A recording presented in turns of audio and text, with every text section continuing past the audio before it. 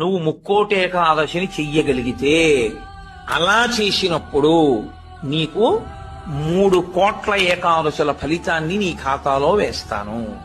అందుకని ఉత్తర ద్వార ప్రవేశం చేస్తారు.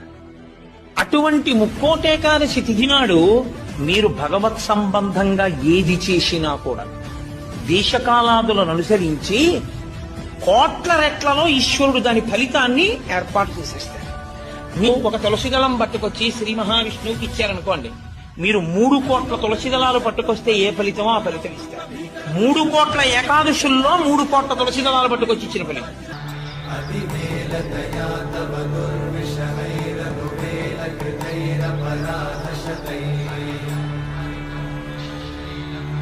हरितं त्वरितं वृषशैलपते वरया कृपया परिपाहि हरे।